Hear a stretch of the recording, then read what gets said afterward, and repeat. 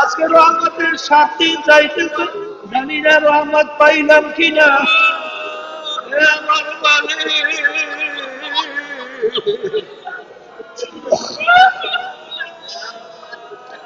আমার মালিক, আপনি একটু তালিম তারবিয়াতের দিকে তাকাইয়া দেখে।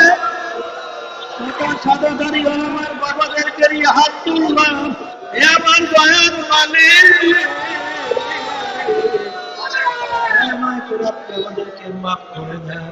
আর রমজান মাসের রোজা রইয়া যখন বন্দাবান্দি ইফতারের আগে আগে ইফতারের সামনে সাজাইয়া যখন আমার মালিকের দিকে তেলটাকে ঘুরাইয়া যখন অপেক্ষায় থাকে হুকুম আসবে ইফতারি করবে, আমার মালিক খুশি হইয়া ফেরেশতাদের সামনে ঘোষণা করে, ফেরেশতারা আমার বান্দা-বান্দি সামনে খানা নিয়ে অপেক্ষা করে, খাইতে পারে কেন খায় না? ফেরেশতারা বলে, মালিক বান্দা-বান্দি খাওয়ার সুযোগ শক্তি থাকা সত্ত্বেও খায় না কেন? কারণ মানে এখন আপনার হুকুম হয় নাই, একজন অপেক্ষা করে। তখন আল্লাহ বলেন, হে ফেরেশতারা তোমরা সাক্ষী থাকো, বান্দা-বান্দির শক্তি থাকা সত্ত্বেও খাইতে পারে খায় নাই, পান করতে পারে পান করে নাই। কারণ কি? আমার হুকুম এখনো হয় নাই। যেই বান্দা-বান্দি আমার হুকুম পালন করার জন্য রোজা রাখছে, তুমি সাক্ষী থাকো, তোমরা সাক্ষী থাকো, ওই বান্দা-বান্দির জীবনে সব গুণ আমি মাফ কইরা দিলাম। এই জন্য রমজান মাসের ইফতারি সামনে নিয়ে আমার মালিকের কাছে দোয়া করা লাগবে, এ আমার দয়ার মালিক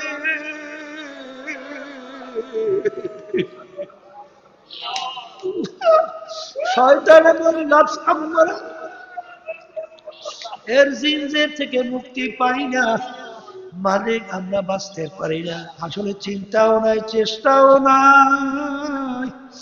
যেই মামলার চেষ্টা নাই ওই মামলারও কিন্তু খালাস নাই।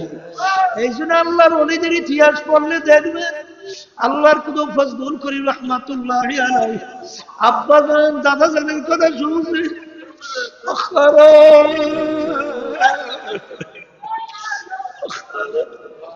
সব সময় কান্ত, আর সময় বলতো, মালিক আপনি যদি মাফ না করেন আমার কোন উপায় নাই, দয়া করে আপনি আমাকে মাফ করে দেন। আর কান্তের মাপ চাইতেন।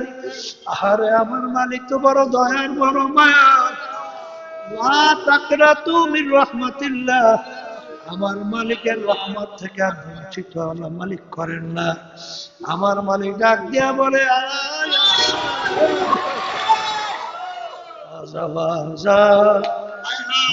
হাসতে দরকার ইধর গাহে মাদার গাহে সাধু বনা করতো বসে ঠাস্তি। এই রমজান মাসে রোজাদারদেরকে নিয়ে আমার মালিকের কাছে 2 হাত তৈরা, 2 চোখের পানি চাইরা, দেলটাকে ভাইঙ্গা নরম কইরা মালিকের কাছে মাপ চাওয়ার মতো চাও। যদি চাইতে পারো আমার মালিক বঞ্চিত করবে না। আল্লাহুম্মা আমিন।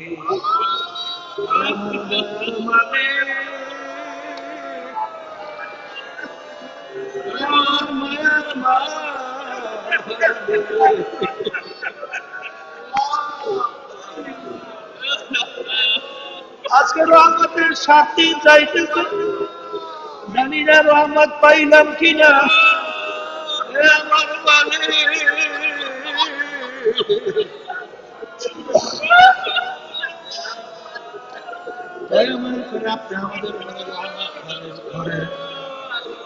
আমার মালিক আপনি একটু তালিম তারবিয়াতের দিকে তাকাইয়া দেখে। সাদা দাড়ি আমার বাবাদেরকে নিয়ে হাত তুললাম, হাত তুললাম, কত ইমরান খান বন্দাদেরকে নিয়ে হাত তুললাম, কত পর্দানের মা বোনদেরকে নিয়ে হাত কাছে পছন্দ, ওই হাতের বরকতে দয়া মায়া করে আপনি আমাদের জীবনের গুনাহ মাফ করে দেন। আলহামদুলিল্লাহ, আলহামদুলিল্লাহ ওয়া কাফা ওয়া সালামুন আলা ইবাদিহি আল্লাযীনা ইসতাফা। আম্মা বা'দ, فأعوذ بالله من الشيطان الرجيم. بسم الله الرحمن الرحيم.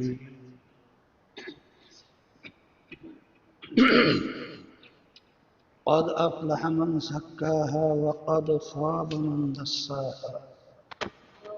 صدق الله العلي العظيم. درود شريف পড়ি। اللهم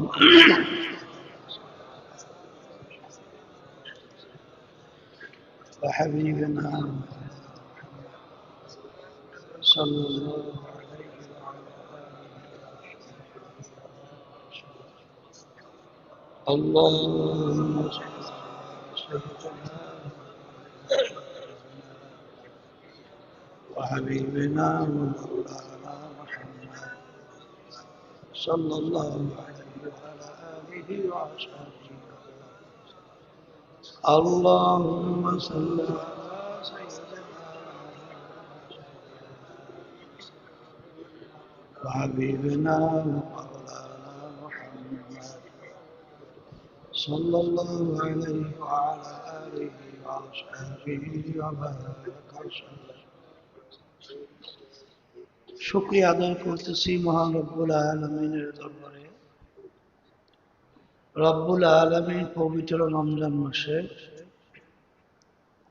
বিশেষ করে তালিম তারবিয়াতে, শিক্ষার সঙ্গে দীক্ষা, থিওরিক্যাল প্র্যাকটিক্যাল,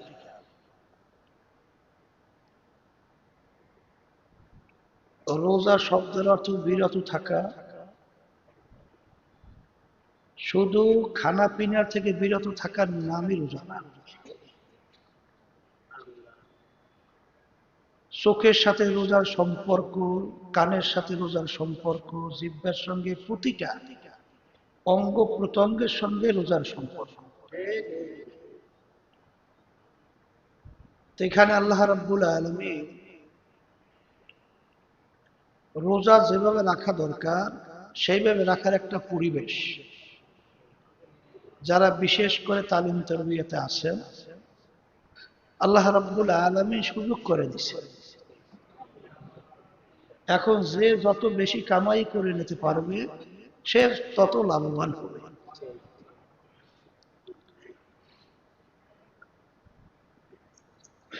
ওয়াকুনু মা'আস সাদিকিন। আল্লাহ রাব্বুল আলামিন সাদিকিন বান্দাদের সঙ্গী সাথী, তাদের সাথে সম্পর্ক রাখার জন্য বলছেন। এখানে আল্লাহর রহমতে যারা তালিম তারবিয়াতে আছে, বিশেষ করে এই মাহওয়ালটা সাদিকিন বান্দাদের সংখ্যাই আল্লাহর রহমতে বেশি।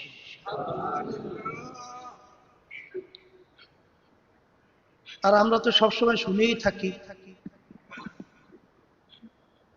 যে সোহবাতে সালেহ তোরা সালেহ কুনা, সোহবাতে তালেহ তোরা তালেহ কুনা, এক জামানা সোহবাতে বাউলিয়া বেহতারা সব সালে তাআত বেরিয়া।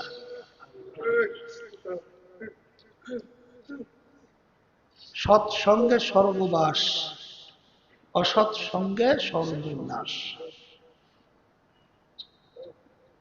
কিতাবের ভিতরে আসছে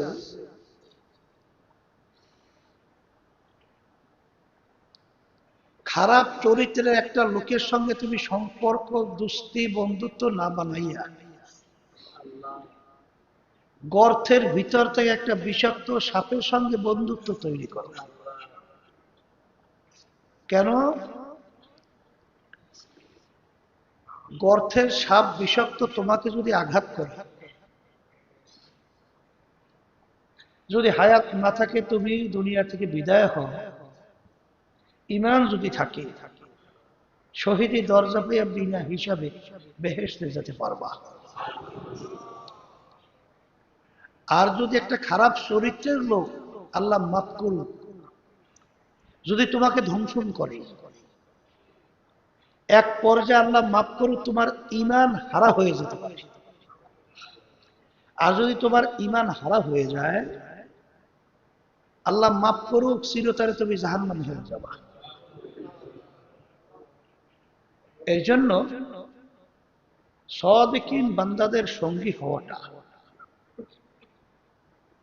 100 বছর নফল ইবাদত যেটা কবুল হয়ে গেছে, এটা একটা ওজন বুঝাবার জন্য, গুরুত্ব বুঝাবার জন্য কবি বলতেছে, এক জামানা সোহবাতে বা আউলিয়া বেহতারা সাদ সালে তাআত বেদিয়া।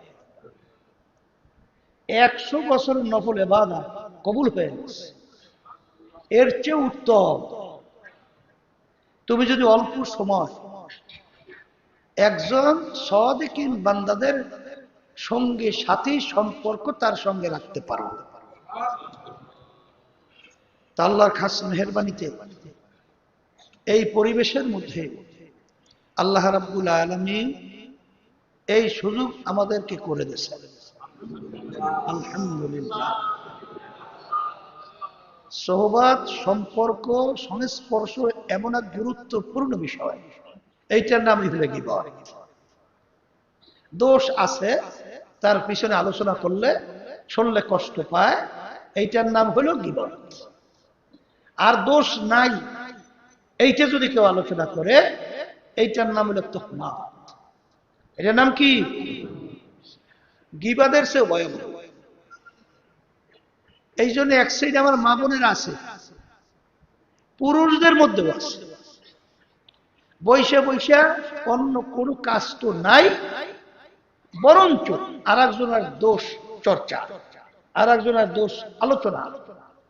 এখন তো বর্তমানে আল্লাহ মাফ করুক দোষ নাই, তারপরও সেটা দোষ বানাইয়া খুব মজা মাইয়া তারপর খুব আলোচনা করে শান্তি পায়। আছে না নাই? তুমি শান্তি পাও নাই, তোমার কপালটারে পড়ছে। মুসলিম রহমাতুল্লাহি আলাইহি, মুসলিম শরীফ শোনেন নাই? সিয়াসের যে 6টা কিতাবের নাম শুনছেন, এর ভিতরে বুখারী শরীফের নাম কি? মুসলিম শরীফ। এই মুসলিম শরীফের লেখক মুসলিম রহমাতুল্লাহি আলাইহি তিনি বলতেছিলেন, কিয়ামতের ময়দানে আল্লাহ রাব্বুল আলামিন জিজ্ঞাসা করবেন কি নিয়ে আসে। হ্যাঁ, তিনি বলতেছেন আল্লাহ রাব্বুল আলামিনের কাছে আমি বলবো, মালিক আমি কোন গীবতের গুনাহ নিয়ে আসি, আমি কোন গীবত এর গুনাহ নিয়ে আসি। কত বড় কঠিন কথা, কত বড় ওজনওয়ালা কথা। সে বলতেছে আমি বলতে পারবো মালিকের কাছে আমি কোনো গীবত করি না। তাইলে আমরা যারা আলহামদুলিল্লাহ এই তরিকার সাথে জড়াইয়া গেছি, আল্লাহ জড়ানোর তৌফিক দান করছে, যাদেরকে আল্লাহ রাব্বুল আলামিন দ্বীনের বুঝ দান করছে, এই তারা তো প্রতিটা হারাকাত সাকানাত কথা খুব সতর্ক অবস্থায় চলবে না, যে আমার কথার মাধ্যমে, এই আমার চাল চলনের মাধ্যমে কোনো মানুষ যেন কষ্ট না পায়, গীবত না হয়। তাই বিশেষ করে মা বোনদেরকে বলবো, খবরদার, গীবতের গুনাই কিন্তু দেখা যায় আমার মা বোনদের ভিতরে একটু বেশি, বিভিন্ন জায়গা থেকে আমি শুনি। কারণ আমাদের ঘরের মধ্যেও তো মা বোনরা আছে, স্ত্রী আছে, মেয়েরা আছে, তখন মেয়েদের আচরণটা কি এটা তো আমরা জানি। আবার মহিলারা শুনলে কষ্ট পাই না, কারণ ব্যাপারটা হয়েছে এটা হইতে পারে, এটা হয়। মা বোনদের এরকম একটা তবিয়ত আছে। আমার আব্বাজান রহমাতুল্লাহি আলাইহি একটা ঘটনা বলতে, কি বলতে, যে একটা ঘরের মধ্যে একটা সন্তান জন্মগ্রহণ করছে, সন্তানটা, বাচ্চাটা সুন্দর, বাচ্চাটা কি সুন্দর। এখন ওই বাড়িরই ওই বাচ্চাটাকে একজন দেখছে, এক মহিলা, সে আর এক বাড়িতে গেছে, যাওয়ার পরে বলতেছে বুবু, মানে বুবু বলেন, বুঝলেন তো, আর এক মহিলাকে সম্বোধন করে যা বলে, বুয়া, বুবু, যা বলে, খালা, ভাবি, মামি, শুনছে? কলে কি? কলে অমুক বাড়িতে একটা বাচ্চা হয়েছে, ধরেন একটা ছেলে বাচ্চা বা মেয়ে বাচ্চা। কলে শুনছি তো, বাচ্চাটা কেমন? কলে বাচ্চাটা সামনে। বাচ্চাটা কি মানে সুন্দর? বাচ্চাটা হয়ে গেছে কি সামনে? আচ্ছা, এরপরে সে শুনছে শ্যামলা, শ্যামলা হয় না? আচ্ছা, এরপরে সে গেছে আর এক বাড়িতে, শুনছেন বাবু? শুনছি। বাচ্চা হয়েছে? কেমন? কলে কালো। মানে সুন্দর বাচ্চাটা এখন কোন পর্যায়ে আছে? এখন সে আর এক জায়গায় বসছে। শুনছেন তো? শুনছি। বাচ্চাটা কেমন? কলে একবারে কালো। এখন কালোরও তোমার ধরন আছে, এখন কালোটা বেশি। আচ্ছা, এরপরে আর একজনে গেছে, কলে জবর কালো। কলে কেমন জবর কালো? কলে পাইলার তলির মতো কালো। পাইলার তলি বুঝছেন তো? পাক করলে কালি লেগে পাইলার তলি কালো হয় না? ওই যে কাঠ দিয়ে পাক করলে গ্যাসের চুলায় বর্তমানে কম, আগের যুগে তো ওই লাকড়ি দিয়ে পাক করলে একেবারে কালো। সে শুনছে, শুনছেন বাচ্চা কেমন? শুনছি তো। কেমন? বলে এমন কালোর কালো, কাউয়া উঠে আর পড়ে, কাউয়া উঠে আর পড়ে। এক ধরনের কাউয়া দেখছেন না, কালোর চুলে ঝিল ধরে, ঝিল মানে রং ধরে, এত কালোর কালো। এখন সুন্দর বাচ্চাটা কি হয়েছে? কাউয়া উঠে। মানে ঘটনাটা বুঝেন নাই? বুঝলেন? ঘটনাটা হয়েছে ওই বাচ্চারা যে সুন্দর, আর একজন আর কি, এইটা আর বলতে কষ্ট হয়। কথা বোঝেন নাই? এই মা বোনদের কিন্তু এক শ্রেণী তবিয়ত আছে, আর একজনের বাচ্চা আর একজনের ব্যাপারে প্রশংসা করতে তার বড় কষ্ট হয়। এটা কিন্তু পুরুষের মধ্যেও আছে, খালি বুঝছে না যে মহিলাদের মধ্যে, এটা পুরুষের মধ্যে আছে, আছে না? আলহামদুলিল্লাহ। এই জন্য যেই কথা বলতে চাইছিলাম, মা বোনদেরকে বিশেষ করে বলবো, এ আল্লাহর বান্দিরা, আসছেন কষ্ট করে বাড়ি করে কাজ করুন, ফেলাইয়া খবরদার চাল চালন কথাবার্তা শোনেন, কত বড় আশ্চর্য। আল্লাহ মাফ করুক। এই যে আমরা রমজান মাসে একটা ওই মানুষের চাউল চাউল দেওয়ার ব্যবস্থা করছি, কথা বোঝেন নাই? সেখানে বেশি লোক, এখন হয়তোবা একটা কার্ড দেওয়া কষ্ট হয়ে গেছে। তখন অনেক সময় বলা হয় যে আপনারা দুইজনে ভাগ করিয়ে নিন। তা শুনলাম বুড়া এক মহিলা, আল্লাহর বান্দি দুর্বল, আর কিন্তু শক্ত মহিলা, হ্যাঁ বুড়া, সেও বুড়া, আর একজন একটু বেশি বুড়া, এই দুইজনের একটা কার্ড দেওয়া হয়েছে, আপনারা দুইজনে ভাগ করিয়ে নিন। তাই বাসার ভিতর থেকে নামিয়ে আসছে, মানে মাইয়ে বলার মা আমাকে বলতেছে, কথা বুঝছে, যেই মহিলা একটু শক্ত আছে, ওই কাছাকাছি যাইয়া জাহান্নে মাল নেবে, টপ করে হারে সরাইয়া, মানে ধাক্কা দিচ্ছে নাকি আল্লাহ জানে, কলে কার তোমারে দেয় না, আমার এই দিছে, এই দেখো এই মহিলার ভালাইয়া চলে গেছে। এখন বোঝেন, এই যে মালটা সে নিল আর একজন একটা, হারাম হয়েছে না হালাল হয়েছে? তাহলে দেখেন, সে তো ইমানদার দাবি করবে, মুসলমান দাবি করবে কিভাবে? যেখানে বলা হলো আপনি নেবেন অর্ধেক, সে নেবে অর্ধেক, আর সেখানে সুযোগ পাইয়া আর একজনকে দুর্বল পাই ভালাইয়া, এই মহিলা বলে ঘরের মধ্যে যাই ঠাস করে পড়িয়ে গেছে। কথা বুঝছে? দুর্বল। আর আমার কাছে এসে মাই বলে, মায় বলতেছে এই ঘটনা। এখন চরিত্র আল্লাহ আমাকে আমাদের সবাইকে মাফ করে। আর কোরআনুল কারীমের ভিতরে আল্লাহ রাব্বুল আলামিন মুসলমানদের চরিত্র কি বলছে? ওয়ায়ুসিরুনা আলা আনফুসিহিম ওয়ালাউ কানা বিহিম খাসাসা। আল্লাহ রাব্বুল আলামিন মুসলমানদের চরিত্র কেমন, সাহাবায়ে কেরামদের চরিত্র কেমন ছিল, এইটা আল্লাহ রাব্বুল আলামিন কোরআনুল কারীমের আয়াতের মাধ্যমে আল্লাহ রাব্বুল আলামিন বলছেন যে মুসলমানদের চরিত্র হলো নিজের স্বার্থের চেয়ে তার অন্য ভাইয়ের স্বার্থে অগ্রাধিকার দেয়। এইটা হলো মুসলমানদের চরিত্র। এটা কি মুসলমানদের কি কি চরিত্র? নিজের স্বার্থের চেয়ে অন্য ভাইয়ের স্বার্থে অগ্রাধিকার দেয়। এইটাকে বলে কি মুসলমানদের চরিত্র। এই ঘটনা তো আরো শুনছেন, ইয়ারমুকের যুদ্ধ। আবু জহম রাদিয়াল্লাহু তাআলা আনহু তিনি ঘটনা বর্ণনা করতেছেন, যুদ্ধের ময়দানে তার চাচাতো ভাই সহ অনেকে আহত অবস্থায় ময়দানে পড়ে আছে। তিনি চিন্তা করলেন, আমার চাচাতো ভাইকে দেখি আমি একটু পানি পান করে আসতে পারি কিনা। সে পানির মাস্ক নিয়ে বা পানির পাত্র নিয়ে যখন তার চাচাতো ভাইয়ের কাছে গেলেন, তাকে দেখে আহত অবস্থায় মাঠের ভিতরে তার চাচাতো ভাই পড়ে আছে।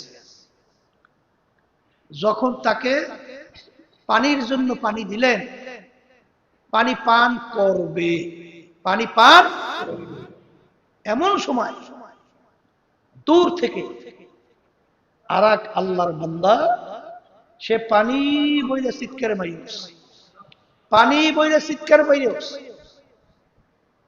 তখন চাচাতো ভাই তার পানি পান করবে, এই অবস্থায় বলতেছে যে ভাই, আমার চেয়ে আমার ভাইয়ের পানির বেশি প্রয়োজন, তুমি পানি তাকে পান করো। তিনি ওই সময় পানি পান করে নাই। পরবর্তীতে যখন নাকি আবু জহম রাদিয়াল্লাহু তাআলা আনহু তিনি দ্বিতীয় ব্যক্তির কাছে পানি নিয়ে গেলেন, তিনি পানি পান করবে, এমন সময় তৃতীয় আরেক আল্লাহর বান্দা আহত অবস্থায় মাঠে পড়ে আছে। সেও জোরে চিৎকার করে বলছেন পানি। তখন দ্বিতীয় আল্লাহর বান্দা বলতেছে, ভাই, আমার চেয়ে আমার ভাইয়ের পানির বেশি প্রয়োজন, তার কাছে নিয়ে যাও। যখন তিনি তার কাছে পানি নিয়ে গেল, যাইয়া দেখে ওই আল্লাহর বান্দা শাহাদাত বরণ করছে, আর দুনিয়াতে নাই। সে তাড়াহুড়ো করে চলে আসছে দ্বিতীয় ভাইয়ের কাছে। আয়েশা দেখে তিনিও দুনিয়াতে নাই, শাহাদাত বরণ করছে।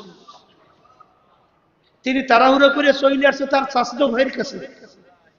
আয়েশা দেখে তিনিও দুনিয়াতে নাই, তিনিও শাহাদাত বরণ করছে।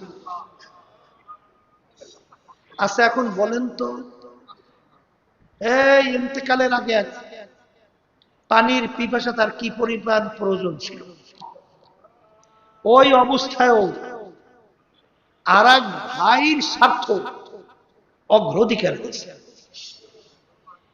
এই প্রশংসাই আল্লাহ রাব্বুল আলামিন এই আয়াত নাযিল করে, ওয়ায়ুসিরুনা আলা আনফুসিহিম ওয়ালাউ কানা বিহিম খাসাসা।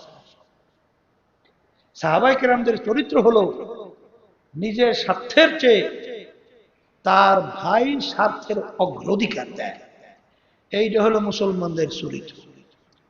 এখন আপনি আপনার নিজের দিকে তাকাইয়া বিবেচনা করেন, পর্দার মা বোনরা আপনার নিজের দিকে তাকাইয়া বিবেচনা করেন যে আসলে আমি মুসলমানদের চরিত্রের ভিতরে আমার কোন চরিত্রটা আছে।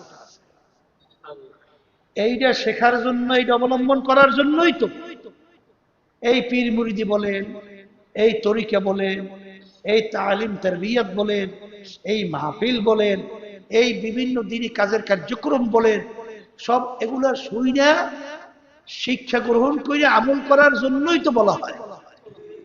কথা ঠিক না? এর জন্য আমার ভাইদেরকে বলবো, পর্দালে মা বোনরা যারা আছেন,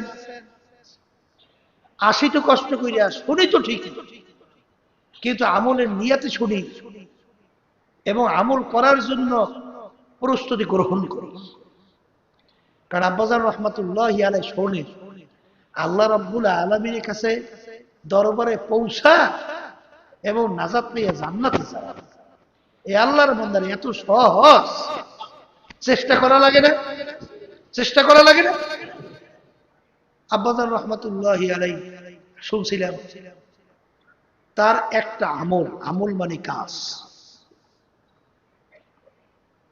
একজন আলেম বলতেছিলেন, হুজুর আপনার এই আমলটা তো সুন্নাত তরিকা না, মানে সুন্নাত না।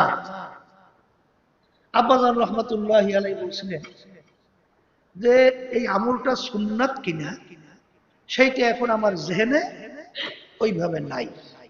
তবে আসাতিজায়ে কেরাম, ওস্তাদরা যখন নাকি পড়াইতেন কোরআন এবং হাদিস এবং দ্বীনি আলোচনা, যখন কিতাব আমাদেরকে পড়াইতেন, পড়াবার সাথে সাথে ওই আমলটা নিজের 3.5 হাত বডির ভিতরে বাস্তবায়ন শুরু করতাম। আল্লাহু আকবার। মানে শুনছে তো আমল করা শুরু করছে। তাহলে আমার এখন স্মরণ নাই যে এই আমলটা সুন্নাত কিনা। পরবর্তীতে তাহকিক করে দেখা গেল আব্বাজান রহমাতুল্লাহি আলাইহি যে আমলটা করতে, এটা সুন্নাত হিসাবে প্রমাণিত হয়েছে। কথা ঠিক কিনা? হে আল্লাহর বান্দারা, পর্দা আলে মা বোনেরা, অনেকে আমরা বহু বছর পর্যন্ত ওয়াজ নসিহত শুনি, ঠিক তালিম তরবিয়াতে আসি, গতানুগতিক অভ্যাস এইভাবে তৈরি করেন না। সবসময় আল্লাহর কাছে দোয়া করতে থাকেন, আল্লাহ আপনি আমাকে তৌফিক দান করেন, মালিক শেখা অনুযায়ী, কোরআন এবং হাদিস অনুযায়ী আমল করার তৌফিক দান করেন।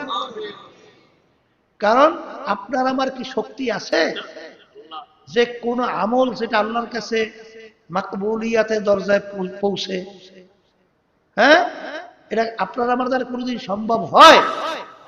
কিন্তু যেই আল্লাহর বান্দা বান্দির প্রতি আল্লাহর দয়া, মায়া, রহমতের নজর আসে, ওই বান্দা বান্দির জন্য সম্ভব হয়। এই জন্য তো আল্লাহর ওলিরা দোয়া করতেন না, তাআতু তৌফিক তাআ হামজাতু, তাআতু তৌফিক তাআত হামজাতু, ইয়া মানাত ওয়া ইজাবাত হামজাতু। ছোট মায়ের দুধ পানকারী বাচ্চা, ওকে উজে জোর করিয়া মাকে টাইনা দুধ পান করবে, এই শক্তি বাচ্চার আছে? কিন্তু বাচ্চার কিন্তু একটা অস্ত্র আছে। আর কি আছে? হাতিয়ার। ওর যখন দুধের প্রয়োজন হয় তখন ও ওয়া ওয়া করে কান্না শুরু করে। তখন মা কি বাচ্চার কান্না শুনলে হুঁশ থাকে? দেখছি তো। সুবহানাল্লাহ, সুবহানাল্লাহ। মায়ের সঙ্গে বাচ্চার সঙ্গে মালিক কেমন সম্পর্ক তৈরি করছে। আমার আব্বাজান রহমাতুল্লাহি আলাইহি ঘটনা শুনাইতেন যে অনেক সময় সফর থেকে আসতাম, আসার পরে রাত্র অনেক হয়ে গেছে, এখন ছোট বাচ্চাও আলহামদুলিল্লাহ আমার আছে, এখন মাও তো দুর্বল, মানে আমার আম্মার কথা বলতেছে, বাচ্চা কোলের পাশে নিয়ে ঘুমাইতেছে, আমি এত ডাক দেই, আর যে আমাকে এত মোহাব্বত করে, বলতে গেলে আব্বাজান উদাহরণ দিয়েছিলেন, মনে হয় তার যত ক্ষতি হোক ওই ক্ষতি মাইনা নিয়া, মানে আব্বাজান রহমাতুল্লাহি আলাইহি যেন খুশি থাকে সেইভাবে সে আচরণ, তার ব্যবহার ছিল। আব্বাজান বলতেছেন আমাকে এত মায়া করে, এত মোহাব্বত করে, আমি তাকে এত ডাকি, ডাক দেওয়ার পরে মানে ডাকে সারা দেশে, মুহূর্তের ভিতরে আবার ঘুমিয়ে পড়ছে। মানে শরীরও দুর্বল আর ঘুমও খুব চাপ, ডাক দেশে খবর নাই। আর আব্বাজান রহমতুল্লাহ আলাই চিন্তা করেন যে আমার মালিক যে এত বেহুশা মানুষ, এত বেহুশ আর এত দুর্বল মানুষ, এই ছোট বাচ্চাটা, এই বেহুশা মানুষ কিভাবে বাচ্চাটাকে লালন পালন করে? এই বাচ্চাটা পেটের নিচে, পিঠের নিচে পইরেই তো চ্যাপ্টার হয়ে যাও, হুশই নাই। বাচ্চাটা পাশে ঘুমেই তা ঘুরতে পারে না ঘুমের মধ্যে। তার আব্বাজান রহমতুল্লাহ আর কোনো ডাক না দিয়া পাশে পাশে শুয়ে পড়ছে। শুয়ে পড়ার পরে আব্বাজান ওই খেয়াল করতেছেন, মোরাকাবা করতেছে, চিন্তা করতেছে যে তুমি এই বাচ্চার লালন পালন করি, এই দুর্বল মানুষ, এত বড় বেহুশা মানুষ বড় করো কি? এই বাচ্চাটা বড় হয় কি? আব্বাজান রহমতুল্লাহ শুয়ে শুয়ে চিন্তা করতেন।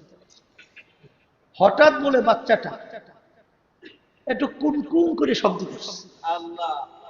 কোন কোন শব্দটা মনে হয় 2-3 এত দূরে যায়।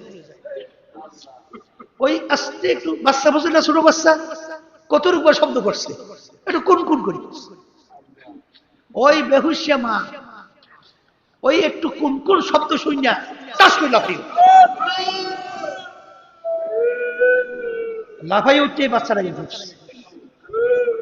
তখন আব্বাজান রহমতুল্লাহ আলাই 2 চোখের পানি ছেড়ে দিয়েছে, ছাড়িয়ে দিয়ে তখন কান্দে আর বলতেছেন, মালিক তোমার কুদরত, তুমি কিভাবে এই দুর্বল বাচ্চাটাকে, এই দুর্বল মানুষকে এই দুর্বল মার মাধ্যমে কিভাবে তুমি লালন পালন করে বড়, সব তোমার কুদরত।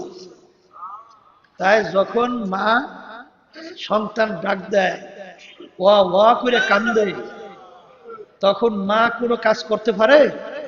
হাত থেকে ঠাস করে কাজ পড়িয়ে যায়, দৌড় দিয়ে সন্তানকে ধরে। সন্তানের গায়ে পায়খানা প্রস্রাব থাকে না? না থাকে না?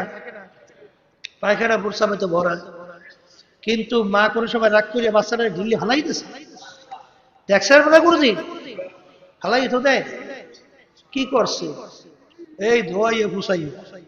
আবার কেমনে ধোয়ায়, ঠান্ডা না লাগে, ঝামেলা না হয়, কত কষ্ট করে ধোয়াইয়ে ফুসাইয়ে কোলে নেয়, আদর করে। তাইলে সন্তান শক্তি নেই মাকে টানবে, কিন্তু মা দৌড়েই আসে।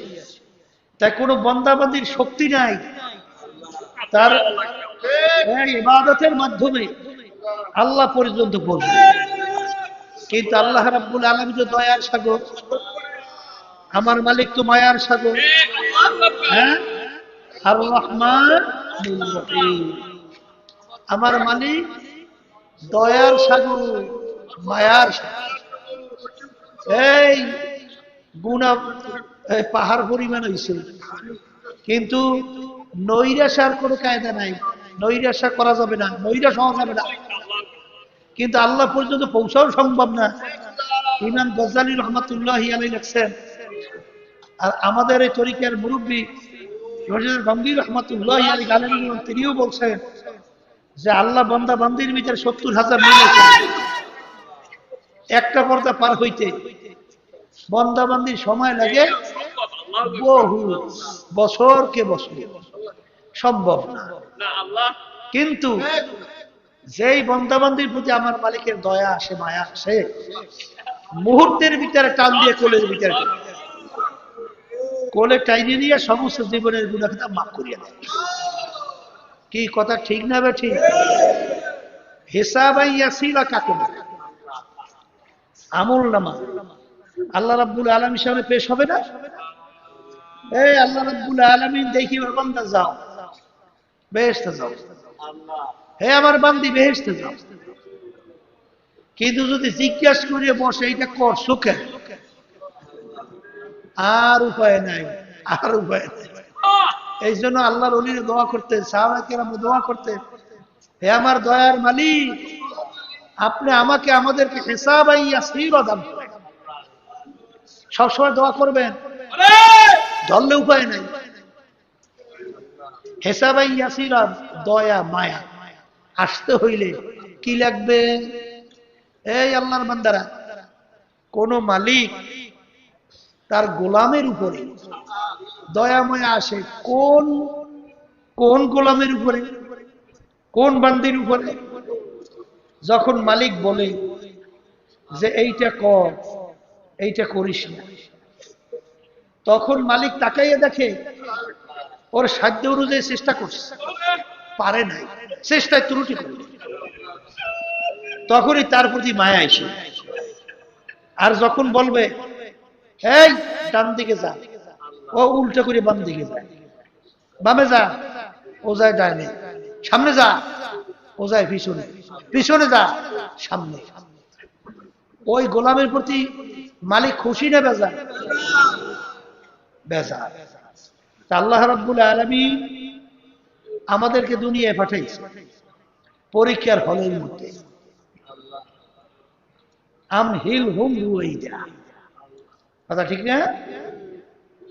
স্বাধীনতা দান করছেন পরীক্ষার হলে, লিয়াবলুয়াকুম আইয়ুকুম আহসানু আমালা, পরীক্ষা নেওয়ার জন্য। ওয়া হাদাইনাহুম নাজদাইন, পরীক্ষার হলের ভিতরে মালিক দুইটা রাস্তা দেখাচ্ছে এবং দুটো রাস্তায় চলার শক্তিও দান করছে। ওয়ালিল আফআলি ইখতিরিয়াতুন, এবং বান্দা বান্দীকে এটা আহলে সুন্নাত ওয়াল জামাআতের আকীদা, শক্তি দান করছে।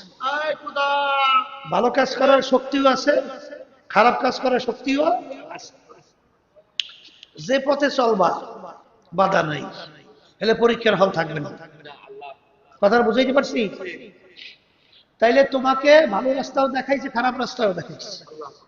এখন তোমার ইচ্ছা, তুমি যদি ভালো রাস্তায় চলো, ওই রাস্তায় চলার শক্তি আল্লাহ দান করবে। আর যদি খারাপ রাস্তায় তুমি চলো, আল্লাহ বাধা দেবে না, ওই রাস্তায় চলার শক্তিও দান করবে। এখন আল্লাহ তাকাই তাকাই দেখে, যে বান্দা বান্দাকে বলছি এইটা কর, এইটা করিস না, এইটা ছাড়, এইটা ছাড়িস না। আর এইটা শিখাবার জন্য আমি নবী রাসূল পাঠাইছি। নবী রাসূলের দায়িত্ব হইল পৌঁছাইয়া দেওয়া দাওয়াত। ঠিক তাদের এই দায়িত্ব আমরা পালন করবে নায়েবে রাসূলরা কিয়ামত পর্যন্ত।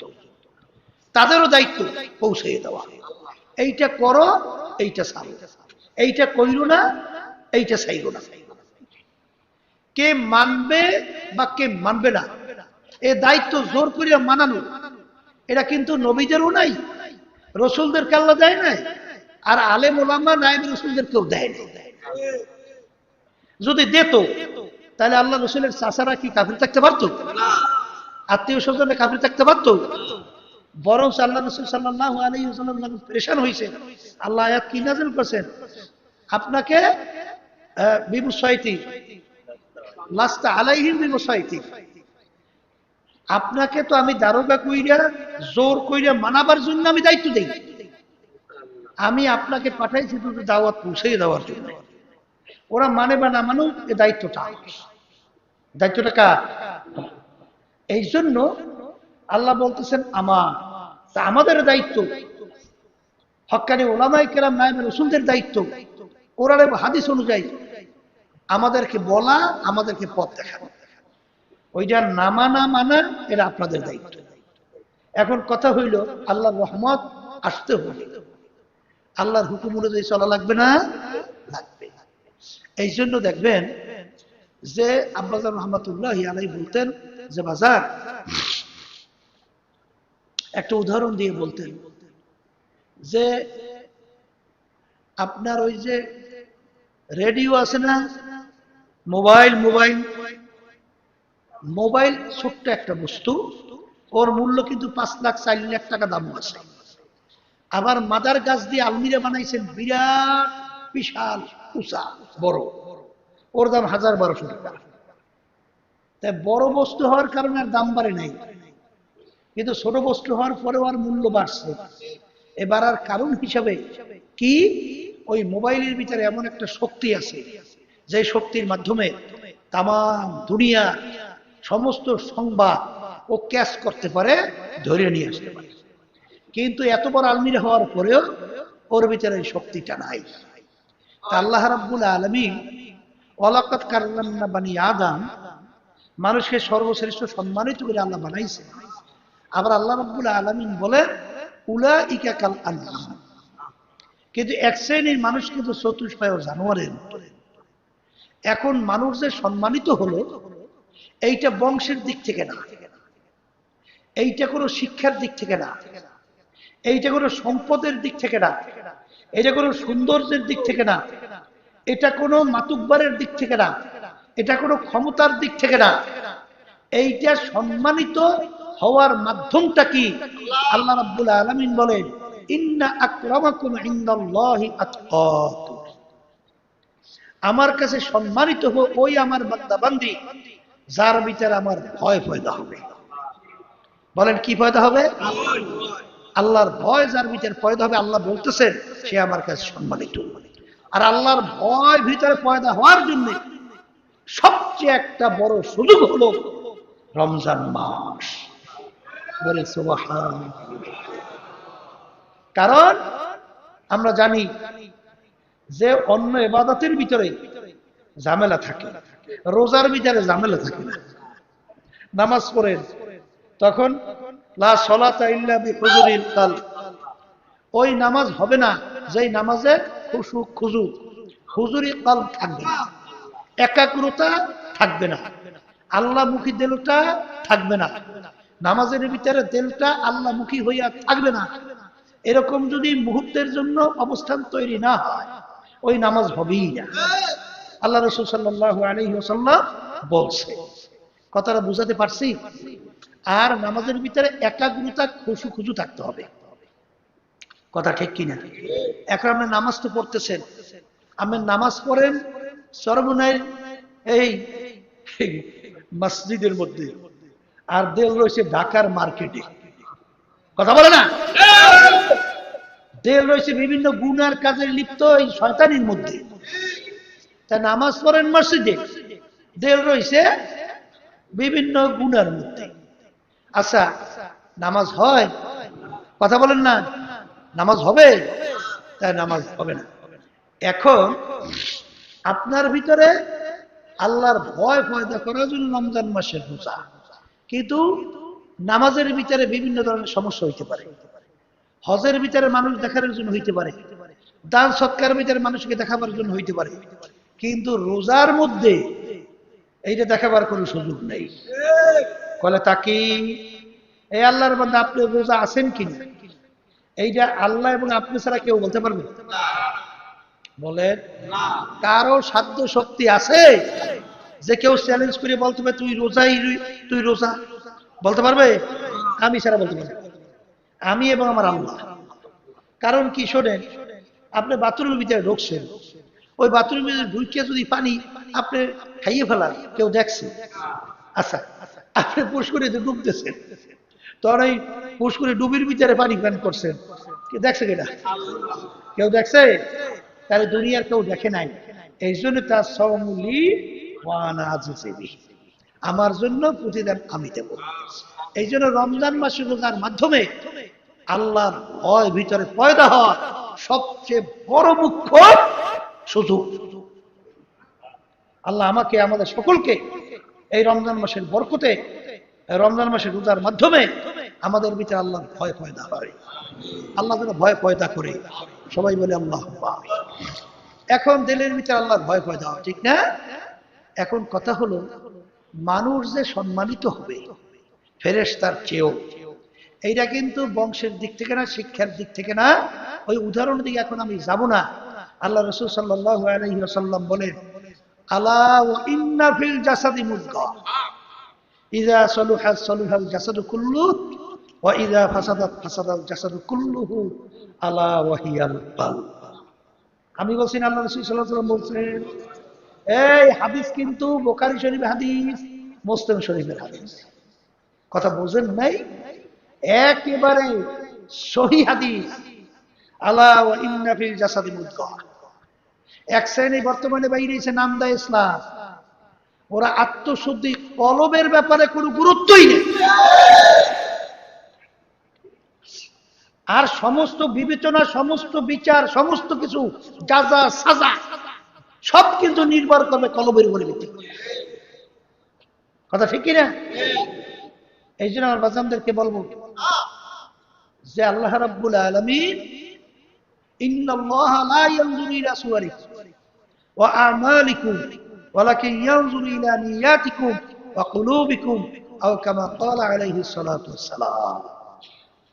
আল্লাহ রাব্বুল আলামিন শুধু বান্দাবান্দির বাহ্যিক আমল দেখে না, আল্লাহ তাকাই থাকে বান্দাবান্দির কলবের দিকে।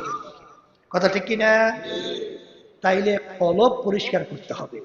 قد أفلح من زكاها وقد خاب من دساها।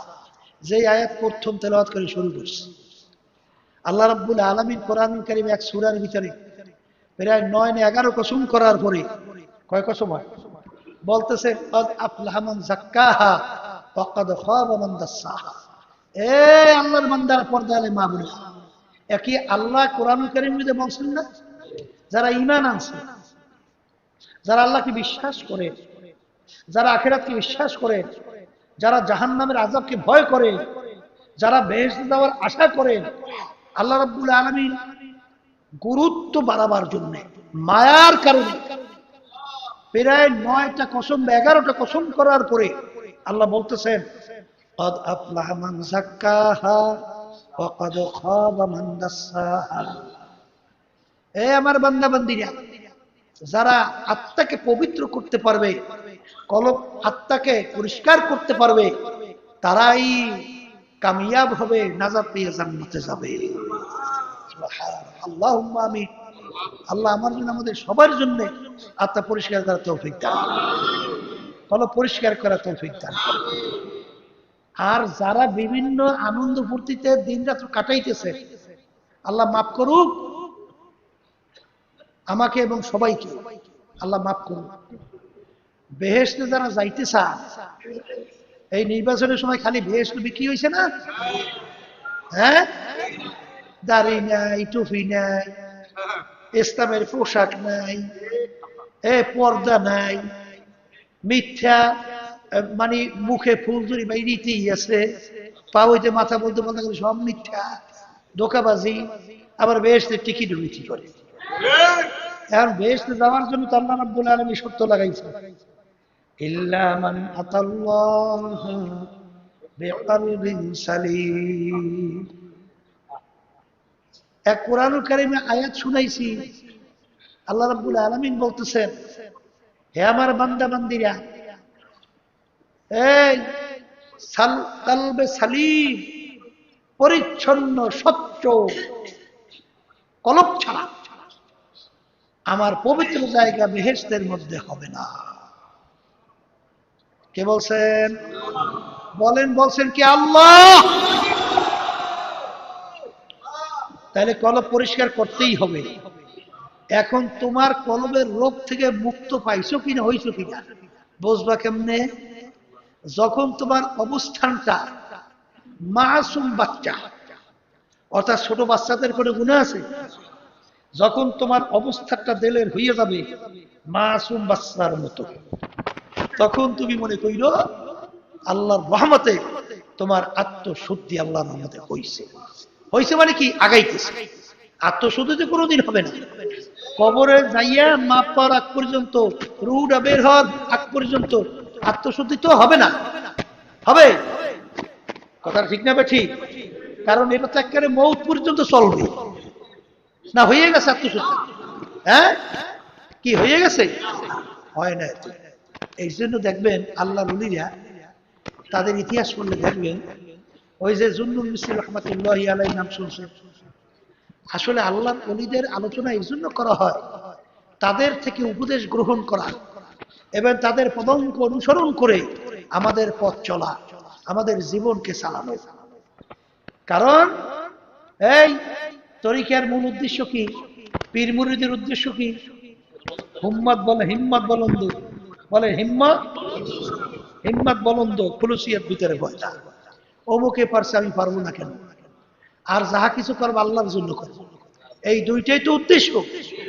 এখানে দেখবেন অনেক আমার মুরব্বীরা বয়স বেশি, দুর্বল, তারা ইবাদতের ব্যাপারে দেখে, তাদের দেখবেন এই তরিকার সবক আদায় করার ব্যাপারে দেখে, দেখবেন সকাল সন্ধ্যায় আল্লাহর রহমতে তারা কিভাবে সবক আদায় করে।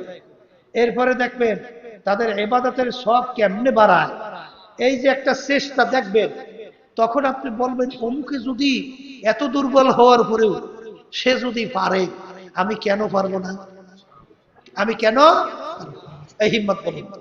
আর খুলুসিয়াত ভিতরে পয়দা, আমি যাহা কিছু করব মানুষকে দেখাবার জন্য না, কারণ এই হাদিসের মধ্যে আসছে কিয়ামতের ময়দানে আল্লাহ রাব্বুল আলামিন বিশেষ করে এমন একটা, ওই যে জাহান্নামের একটা অদি আছে ভয়াবহ, যেটার ব্যাপারে আপনার জাহান্নাম পর্যন্ত আল্লাহর কাছে পানা চায়। বিশেষ করে দুই শ্রেণীর লোকদেরকে ওই জায়গায় যন্ত্রণাদায়ক এবং ওই শাস্তি সেখানে আল্লাহ রাব্বুল আলামিন নিক্ষেপ করবে ফেরেশতাদের মাধ্যমে। তাই তার ভিতরে একটা হইল রিয়াকার। এক গ্রুপ কি রিয়াকার, বুঝেন? এটা কলবের সাথে সম্পর্ক, অন্যকে দেখাবার জন্য ইবাদত। বলেন বলেন, অন্যকে দেখাবার জন্য ইবাদত, এটাকে বলা হয় রিয়া। আল্লাহ আমাকে আপনি মাফ করেন, আমাদের সবাইকে মাফ করেন। কারণ অনেক সময় দেখা যায় যখন মানুষ দেখে তখন এই আমলটা করা হয়, আর যখন দেখে না তখন করা হয় না, এটা রিয়া।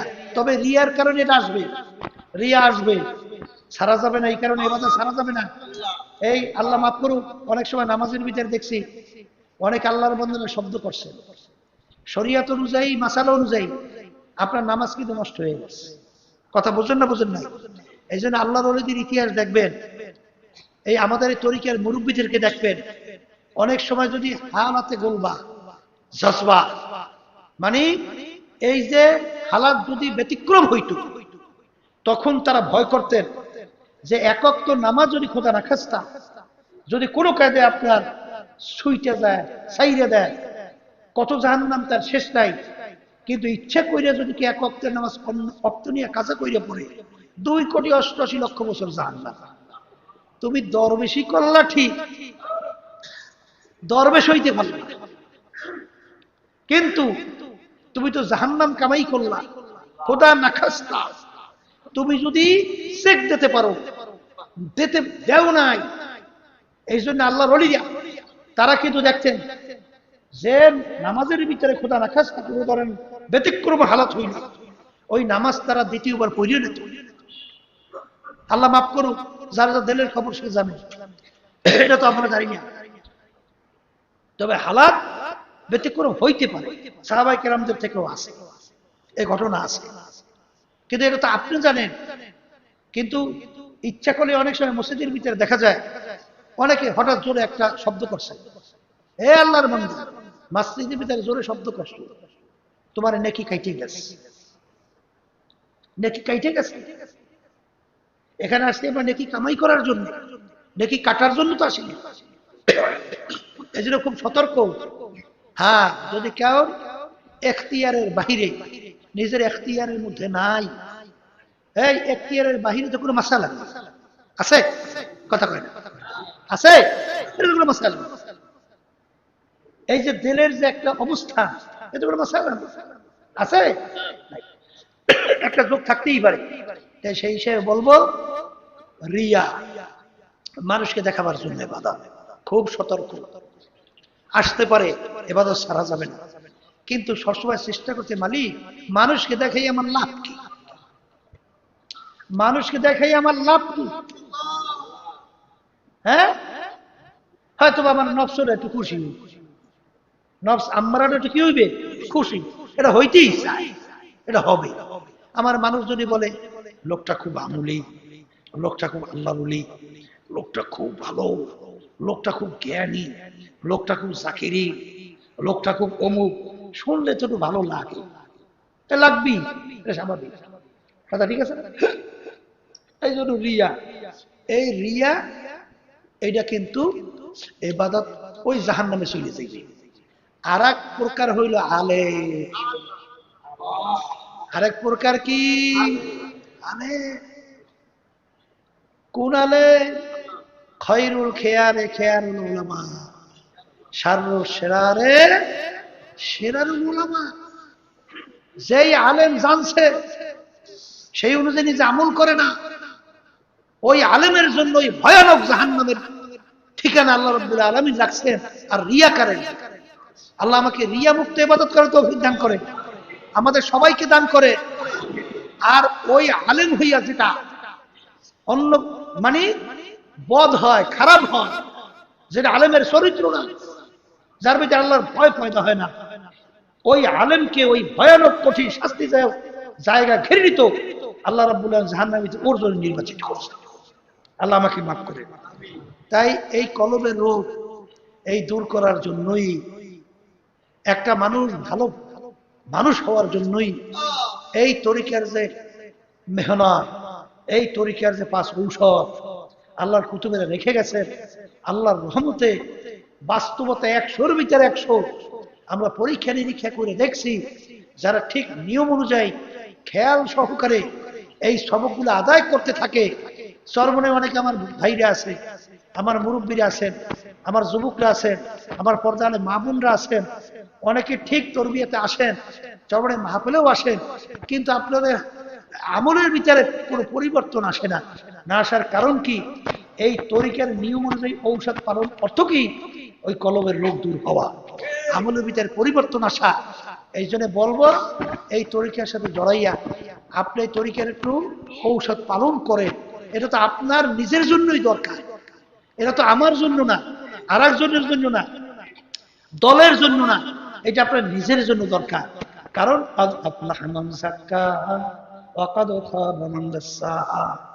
আমার মালিক বলেন, যারা আত্মাকে কলবকে পরিষ্কার করতে পারবে তারাই নাজাত পাইয়া জান্নাতে চলে যাবে।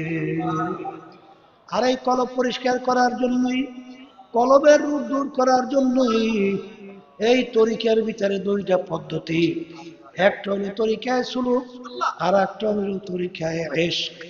তরিকায় সুলুক বলা হয় বাজান এই যে হক্কানি ওলামায়ে কেরাম, হক্কানি পীর বুজুর্গদের সাথে সম্পর্ক রাইখা তাদের সাথে একসঙ্গে উঠা বসা কইরা, এক কথায় তাদের সোহবতে থাইকা তারপর আত্মশুদ্ধি সহ আমল করা। আর তরিকায় ইশক বলা হয় এই তরিকার যে ঔষধগুলো সিনার মধ্যে যদি আল্লাহর মারিফতের, আমার মালিকের জিকির এবং আমার মালিকের জিকিরের নূর যদি সিনার ভিতরে যায়, তাহলে আল্লাহর ফজল ও করমে দেখা যায় কলবের ভিতরে সমস্ত রোগগুলা পুইরা সাকার হইয়া ওই কলবটা আল্লাহর ফজল ও করমে একটা স্বচ্ছ ঝকঝকে কলবে পরিণত হইয়া যায়। তখন ওই আল্লাহর বান্দা বান্দি তখন তার কলবের ব্যাপারে তখন তুই আমার মালিককে ডাক দেয় আর বলে, আর তামান্নাল্লাহ দিল সে রুখসাত হো গই, আব তো আজা আব তো খেলুয়া আ গই। হে আমার দয়ার মালিক, হে আমার মাহবুব, হে আমার মাসুক, আপনি একটু দয়া মায়া করে আমার কলমের দিকে তাকাইয়া দেখেন। আমার কলমটা এখন তাকাব্বুরি থেকে পরিষ্কার হয়েছে, হিংসা থেকে পরিষ্কার হয়েছে, রিয়া থেকে পরিষ্কার হয়েছে, হব্বে যা হব্বে মান থেকে পরিষ্কার হয়েছে। হে আমার দয়ার মালিক, দয়া মায়া করে করে আমার কলমের মধ্যে আপনি আসেন। তখন ওই বান্দা বান্দি তখন আমার মালিককে ডাক দেয়, বলে, হে আমার দয়ার মালিক, গুনার বোঝা মাথায় নিয়া মালিক বড় আশা করে তোমার শাহী দরবারে হাত তুলছি, দয়া মায়া করে আমাকে মাফ করো, আমাকে দয়া মায়া করে তোমার খাস বান্দা বান্দি হিসেবে কবুল করে নাও। যখন বান্দা বান্দি আমার মালিকের ডাকের মতো ডাক দেয়, চাওয়ার মতো যখন চায়, আমার মালিক বড় দয়া আর রমজান মাসের রোজা রইয়া যখন বান্দা বান্দী ইফতারের আগে আগে ইফতারের সামনে সাজাইয়া যখন আমার মালিকের দিকে তেলটাকে ঘুরাইয়া যখন অপেক্ষায় থাকে হুকুম আসবে ইফতারি করবে, আমার মালিক খুশি হইয়া ফেরেশতাদের সামনে ঘোষণা করে, ফেরেশতারা আমার বান্দা বান্দী সামনে খানা নিয়ে অপেক্ষা করে, খাইতে পারে কেন খায় না? ফেরেশতারা বলে, মালিক বান্দা বান্দী খাওয়ার সুযোগ শক্তি থাকা সত্ত্বেও খায় না কেন? কারণ মানে এখন আপনার হুকুম হয় নাই, একজন অপেক্ষা করে। তখন আল্লাহ বলেন, হে ফেরেশতারা তোমরা সাক্ষী থাকো, বান্দা বান্দীর শক্তি থাকা সত্ত্বেও খাইতে পারে খায় নাই, পান করতে পারে পান করে নাই। কারণ কি? আমার হুকুম এখনো হয় নাই। যেই বান্দা বান্দী আমার হুকুম পালন করার জন্য রোজা রাখছে, তুমি সাক্ষী থাকো, তোমরা সাক্ষী থাকো, ওই বান্দা বান্দীর জীবনে সব গুণ আমি মাফ কইরা দিলাম। এই জন্য রমজান মাসের ইফতারি সামনে নিয়ে আমার মালিকের কাছে দোয়া করা লাগবে, এ আমার দয়ার মালিক,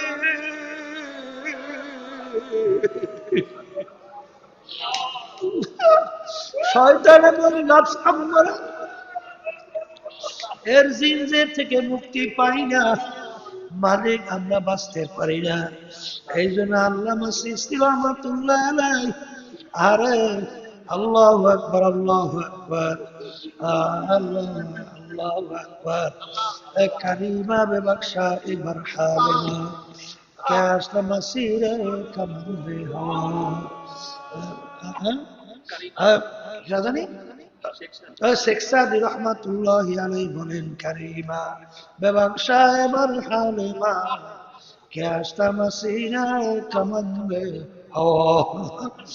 আসলে চেষ্টা ছিল, চিন্তা ছিল, তাদের ভিতরে ঈমান ছিল, আল্লাহর ভয় ছিল, এই জন্য তারা কাঁদতেন। আর এত আল্লাহর ওলি, তারপর তিনি কান্দার বলে, কারিমা বেবখশা কে হাসতা মাসিরে কামন্দে হওয়া, হে আমার দয়ার মালিক, আমি নফসে আম্মারার জিনজির শিকলের ভিতরে আবদ্ধ হয়ে গেছি, দয়াময় করে আপনি এই নফসে আম্মারার জিনজির শিকল থেকে আপনি আমাকে পরিত্রাণ দেন। আসলে চিন্তাও নাই, চেষ্টাও নাই, যেই মামলার চেষ্টা নাই ওই মামলারও কিন্তু খালাস নাই। এই জন্য আল্লাহর ওলিদের ইতিহাস পড়লে দেখবেন, আল্লাহর কুতুব ফজলুল করিম রাহমাতুল্লাহি আলাইহি আব্বা জান দাদা জানের কথা শুনছে,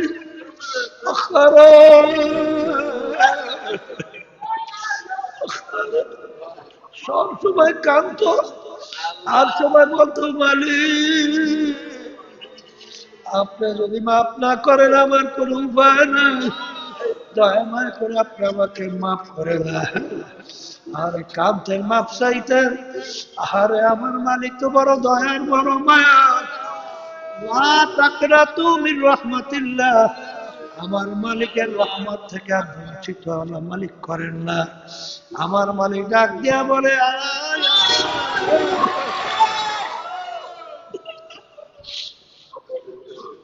বাজা বাজা হাসতে হাসতে দরকার বেরোস্তি বাজা ইধর গাহে মাদার গাহে নৌমি দিবি সব বড় করতো বসে খাস্তি বাজা। এই রমজান মাসে রোজাদারদেরকে নিয়ে আমার মালিকের কাছে দুই হাত তুইলা, দুই চোখের পানি চাইরা, দিলটাকে ভাইঙ্গা নরম কইরা মালিকের কাছে মাপ চাওয়ার মতো চাও। যদি চাইতে পারো আমার মালিক বঞ্চিত করবে না। আল্লাহুম্মা আমিন।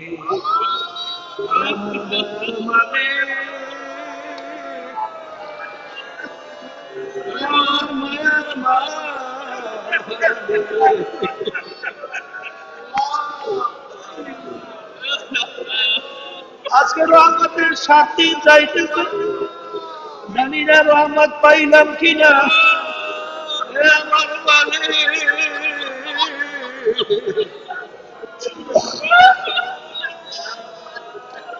দয়াময় করে আপনি আমাদের উপরে রহমত নাযিল করেন।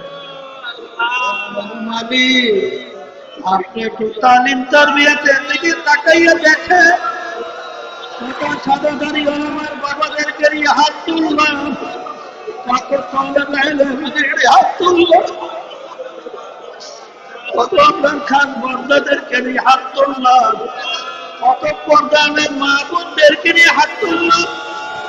সেই আপনার কাছে পছন্দ, ওই হাতের বরকতে দয়াময় করে আপনি আমাদের জীবনের গুনাহ মাফ করে দেন। হে আমার দয়ার মালিক,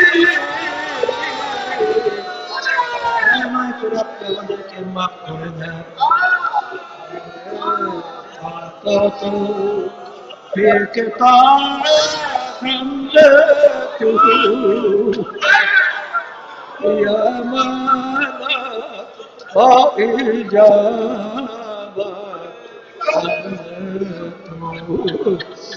আল্লাহ আল্লাহ মোহাম্মদ আপনি আমাদের নাযিল করেন, আপনার ভয় আমাদের ভিতরে পয়দা করেন।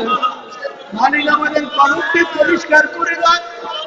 আল্লাহ আমাদের আম্মা আব্বা দাদা দাদু দাদা নানা আত্মীয় স্বজন যত আমাদের মুজাহিদ ভাইরা মা বোনেরা জিন্দারেরা ওই অন্ধকার কবরে শুয়ে আছে, সবাই কবর দয়াময় করে